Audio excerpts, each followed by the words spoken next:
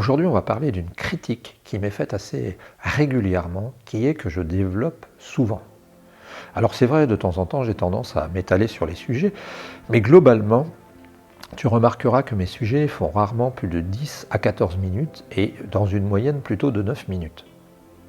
Ça veut dire quoi? Ça veut dire que je suis relativement concis. Alors attention, j'ai toujours été clair, être simple ne veut pas dire être simpliste, et c'est tout l'intérêt. C'est-à-dire que quand je développe mes idées, quand je développe des concepts, quand je développe des notions, je ne le fais pas pour le plaisir. Je le fais simplement pour essayer d'être exact, pour essayer d'être précis. Et c'est ça le problème souvent de notre société. C'est-à-dire qu'on donne, comme dit la chanson, aux gens des grands dessins faciles à dessiner, des grandes portes faciles à enfoncer, ça c'est moi qui le dis. Et le problème, c'est que les gens sont habitués maintenant à ne plus fonctionner que de cette manière. C'est-à-dire qu'ils sont habitués à avoir des idées simples qu'ils appliquent et ils pensent de moins en moins longtemps, de moins en moins profondément.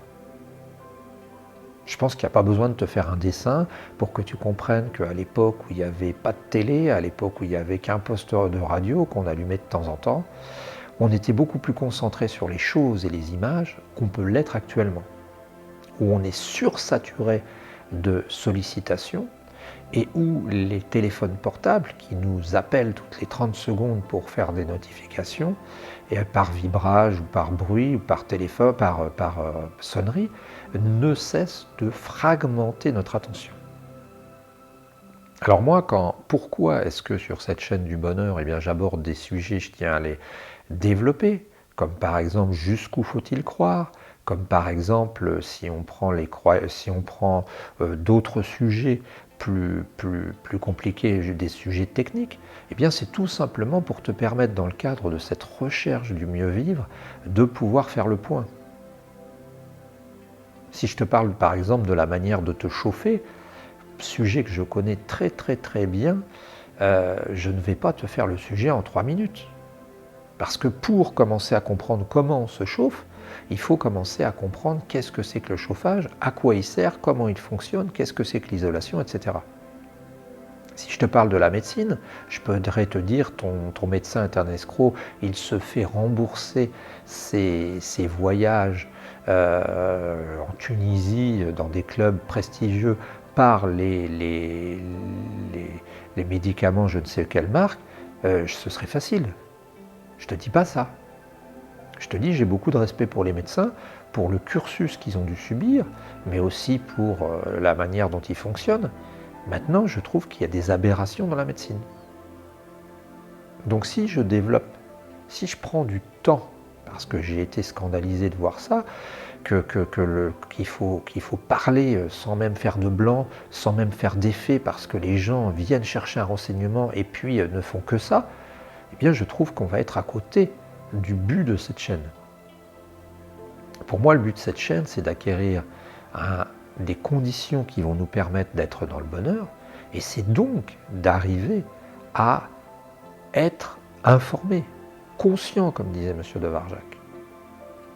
Et cette conscience, on ne peut pas l'acquérir à moins d'avoir passé du temps à maturer, à réfléchir.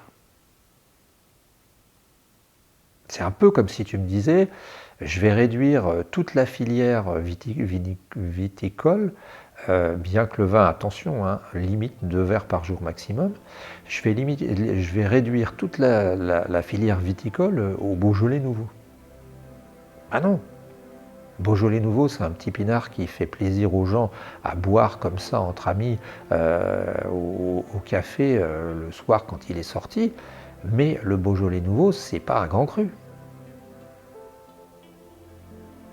C'est comme si tu me disais, je vais remplacer dans les bibliothèques Victor Hugo par les auteurs de gare.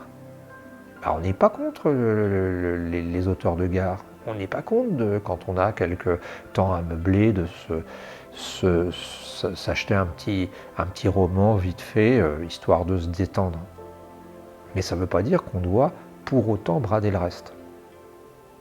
Et c'est un peu, la crise de notre époque, c'est-à-dire que on tombe dans ce qui s'appelle le populisme. C'est-à-dire qu'à force de vouloir simplifier, à force de vouloir faire des grands dessins, des grands schémas faciles à comprendre, hein, tu sais, un peu comme les pancartes d'autoroute qui sont écrites avec de l'Arial, hein, tu sais, et puis qui sont écrites sur des fonds noirs et bleu foncé, eh bien, à force de vouloir faire ça, quand c'est mal fait, et c'est difficile de résumer, eh bien, on finit par se planter. Et c'est ça que je veux absolument éviter. Et dans mes résumés de 10 minutes, j'estime que je suis déjà, je te le dis franchement, j'estime que je suis déjà très très très synthétique. Donc oui, c'est vrai, on peut me faire le reproche de développer régulièrement, on peut me faire le reproche d'aborder des sujets qui n'ont, comme diraient certains webmasters, webmarketeurs, pas tellement grand chose à voir avec la choucroute.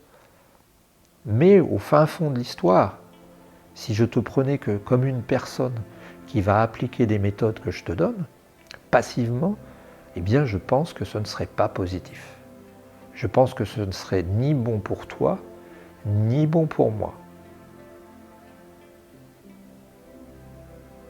Et puis je pense qu'il faut toujours aller un peu plus loin.